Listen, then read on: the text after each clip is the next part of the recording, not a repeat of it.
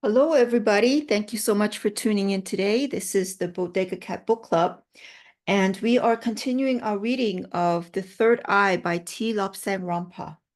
And today we'll be doing chapter 3. And here we go. Chapter 3, Last Days at Home. Inside the house, there was still much activity. Tea was still being consumed in huge quantities, and food was disappearing as last-minute revelers fortified themselves against the coming night. All the rooms were occupied, and there was no room for me. Disconsolately, disconsolately, I wandered around, idly kicking at stones and anything else in my way, but even that did not bring inspiration. No one took any notice of me. The guests were tired and happy. The servants were tired and irritable. The horses have more feeling, I grumbled to myself. I will go and sleep with them. The stables were warm and the fodder was soft, but for a time sleep would not come. Each time I dozed, a horse would nudge me, or a sudden burst of sound from the house would rouse me. Gradually, the noises were stilled. I raised myself to one elbow and looked out. The lights were one by one flickering in blackness. Soon there was only the cold blue moonlight reflecting vividly from the snow-capped mountains. The horses slept, some on their feet and some on their sides. I too slept. The next morning I was awakened by a rough shake and a voice saying, "Come along, Tuesday Lobsang. I have got to get the horses ready and you are in the way." So I got up and made my way into the house in search of food. There was much activity. People were preparing to leave, and Mother was flitting from group to group for a last-minute chat. Father was discussing improvements to the house and to the gardens. He was telling an old friend of his that he intended having glass imported from India so that our house would have glazed windows. In Tibet, there was no glass. None was made in the country, and the cost of bringing it from India was very high indeed. Tibetan windows have frames upon which is stretched paper, which is highly waxed and translucent, but not transparent. Outside the windows were heavy wooden shutters, not so much to keep burglars away as to prevent the ingress of grit carried by the strong winds. This grit, sometimes it was more like small pebbles, would tear through any unprotected windows. It would also deeply cut exposed hands and faces, and during the season of strong winds, such journeys were fraught with danger. The people of Lhasa used to keep a wary eye upon the peak, and when it suddenly became hidden in a black haze, everyone used to dash for shelter before the whipping, blood-bringing wind caught them. But not only humans were on the alert, animals also were on the watch, and it was no unusual sight to see horses and dogs leading the humans in the rush for shelter. Cats were never caught in a storm, and yaks were quite immune. With the departure of the last guest, I was called before Father, who said, "Go to the shopping center and buy your needs. Zhu knows what is required." I thought of the things I would need: a sampa bowl made of wood, a cup, and a rosary. The cup would be in three parts: a stand, the cup, and its lid. This would be of silver. The rosary would be of wood, with its 108 beads highly polished. 108, the sacred number, also indicates the things which a monk has to remember. We set off, Zhu on his horse and I on my pony. As we left the courtyard, we turned right, later turning right again as we left the ring road past the potala to enter the shopping center. I looked about me as if seeing the town for the first time. I was greatly afraid that I was seeing it for the last time. The shops were crowded with chaffering merchants who had just arrived in Lhasa. Some were bringing tea from China, and others had brought cloth from India. We made our way through the crowd to the shops we wished to visit. Every so often, Zhu would call out a greeting to some old friend of former years. I had to get a robe of russet red. I was going to have it rather on a large size, not merely because I was growing, but for an for an equally practical reason. In Tibet, men wear voluminous robes which are tied tightly to the waist. The upper portion is pulled up and forms a pouch, which is the repository for all those items which the Tibetan male finds it necessary to carry. The average monk, for instance, will carry in this pouch his sampa bowl, cup, a knife, various amulets, a rosary, a bag of roasted barley, and not infrequently a supply of sampa. But remember, a monk carries upon his person all his worldly possessions. My pathetic little purchases were rigidly supervised by Zhu, who permitted only the barest essentials, and those of merely mediocre quality as befitted a poor acolyte. They included sandals with yak leather soles, a small leather bag for roasted barley, a wooden sample bowl, wooden cup, not the silver affair I had hoped for, and a carving knife. This together with a very plain rosary, which I had to polish myself, were to be my only possessions. Father was a millionaire several times over, with huge estates all over the country, with jewels and indeed much gold. And here's a picture, hand-drawn picture of the shopping center. Looks a little bit like the bazaar, a bazaar.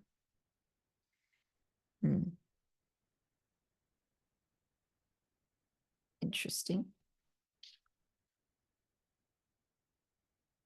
But while I was training, while Father lived, I was to be just a very poor monk. I looked again at the street, at those two-storied buildings with the long projecting eaves. I looked again at the shops with the shark's fin and the saddle covers displayed on the booths outside their doors.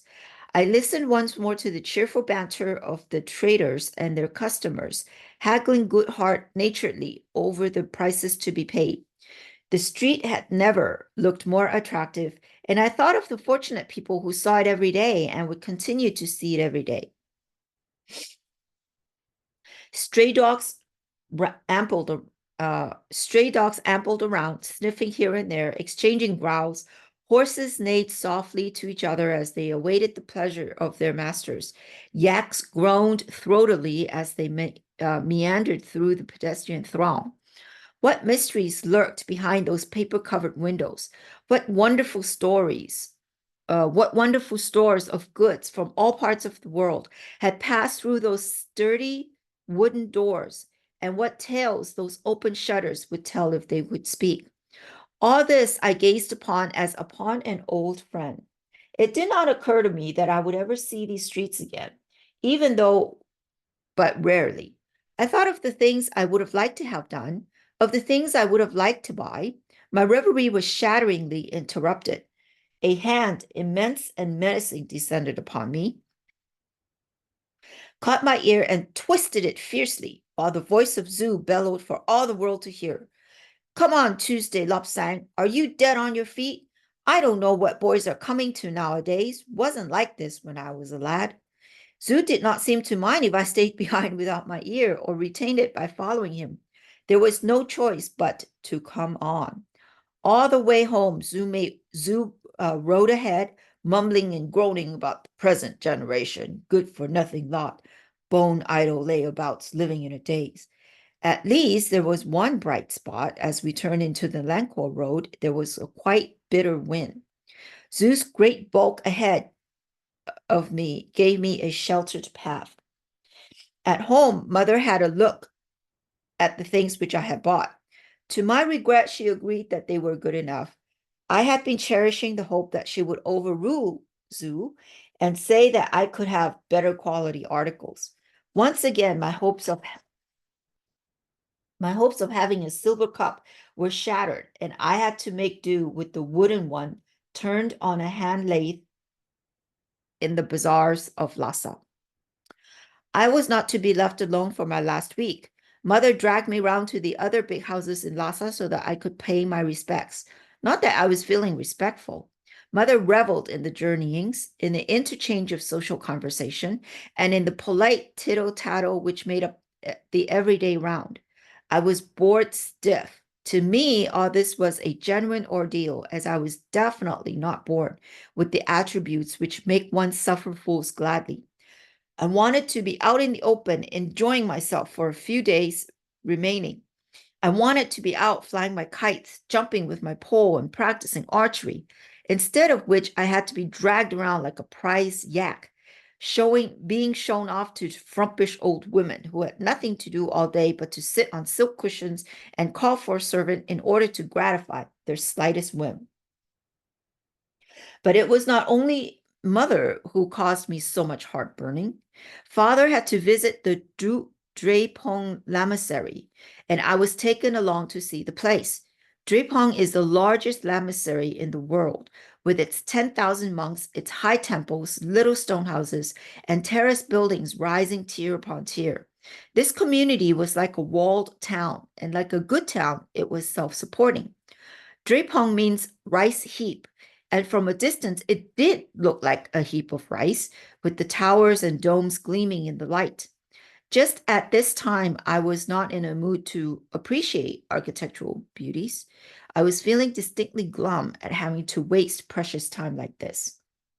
Father was busy with the abbot and his assistants, and I, like a waif of the storm, wandered disconsolately around. It made me shiver with fright when I saw how some of the small novices were treated. The rice heap was really 7 lamaseries in one.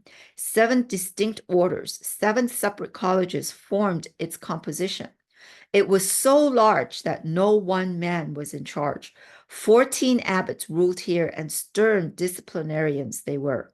I was glad when this pleasant jaunt across the sunlit plain, to quote Father, came to an end, but more glad to know that I was not going to be consigned to Drepung or to Serra, 3 miles north of Lhasa. At last, the week drew to an end. My kites were taken from me and given away. My bows were beautifully feathered arrows, were broken to signify that I was no longer a child and had no use for such things. I felt that my heart too was being broken, but no one seemed to think that important. At nightfall, Father sent for me, and I went to his room with its wonderful decorations and the old and valuable books lining the walls.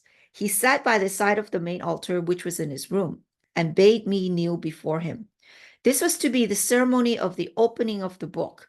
In this large volume, some 3 feet wide and 12 inches long, were recorded all the details of our family for the centuries past. It gave the names of the first of our line and gave details of the deeds which caused them to be raised to the nobility. Recorded here were the services we had done for our country and for our ruler. Upon the old yellowed pages, I read history. Now, for the second time, the book was open for me. First, it had been to record my conception and birth. Here were the details upon which the astrologers based their forecast. Here were the actual charts prepared at the time. Now I had to sign the book myself, for tomorrow a new life for me would start when I entered the lamasery. A heavy carved wooden covers were slowly replaced. The golden clasps pressing the thick handmade sheets of juniper paper were clipped on. The book was heavy. Even Father staggered a little beneath its weight as he rose to replace it in the golden casket, which was its protection. Reverently, he turned to lower the casket into the deep stone recess beneath the altar. Over a small silver brazier, he heated wax, poured it upon the stone, lit, sorry, I got stuck with the word brazier. Maybe it's brazier? Anyways, poured it upon the stone lid of the recess and impressed his seal so that the book would not be disturbed.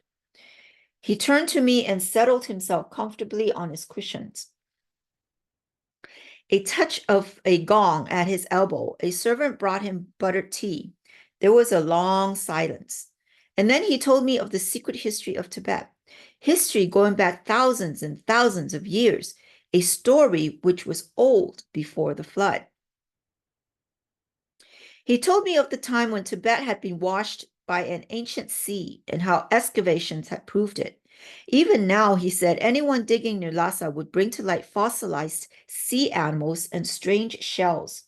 There were artifacts, too, of strange metal and unknown purpose. Often monks who visited certain caves in the district would discover them and bring them to Father. He showed me some, then his mood changed. Because of the law, to the high-born shall be shown austerity, while to the low shall be shown compassion, he said. You will undergo a severe ordeal before you are permitted to enter the lamasery. He enjoined upon me the utter necessity of implicit obedience to all commands which have been given to me. His concluding remarks were not conducive to a good night's sleep. He said, my son, you think I am hard and uncaring, but I care only for the name of the family. I say to you, if you fail in this test for entry, do not return here. You will be as a stranger to this household. With that, with no further word, he motioned me to leave him. Earlier in the morning, I had said my farewells to my sister Yaso. She had been upset, for we had played together so often that she was now but 9 years of age, while I would be 7 tomorrow. Mother was not to be found. She had gone to bed, and I was not able to say goodbye to her. I made my lonely way to my own room for the last time and arranged the cushions which formed my bed. I lay down, but not to sleep. For a very long time, I lay there thinking of the things my father had told me that night, thinking of the strong dislike father had for children, and thinking of the dreaded morrow when for the first time I would sleep away from home. Gradually, the moon moved across the sky. Outside, a night bird fluttered on the window sill. From the roof came the flap of prayer flags slapping against bare wooden poles. I fell asleep, but as the first feeble rays of the sun replaced the light of the moon, I was awakened by a servant and given a bowl of samsa and a cup of buttered tea. As I was eating this meager fare, Zu bustled into the room. Well, boy, he said, our ways part. Thank goodness for that. Now I can go back to my horses. But acquit yourself well. Remember all that I have taught you. With that, he turned upon his heel and left the room. Although I did not appreciate it at the time, this was the kindest method. Emotional farewells would have made it very much more difficult for me to leave home, for the first time ever, as I thought. If mother had been up to see me off, then no doubt I should have tried to persuade her to allow me to remain at home. Many Tibetan children have quite soft lives. Mine was hard by any standard, and the lack of farewells, as I later found, was on father's order, so that I should learn discipline and firmness early in life. I finished my breakfast, tucked my sampa bowl and cup into the front of my robe, and rolled a spare robe and a pair of felt boots into a bundle. As I crossed the room, a servant bade me go softly and not waken the sleeping household.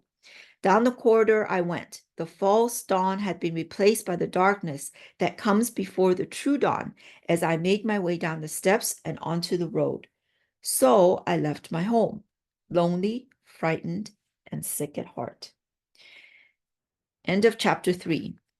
Thank you so much for tuning in. I hope you enjoyed that. We will continue the next chapter next week. So hopefully we'll see you then. In the meantime, have a great day and bye-bye now.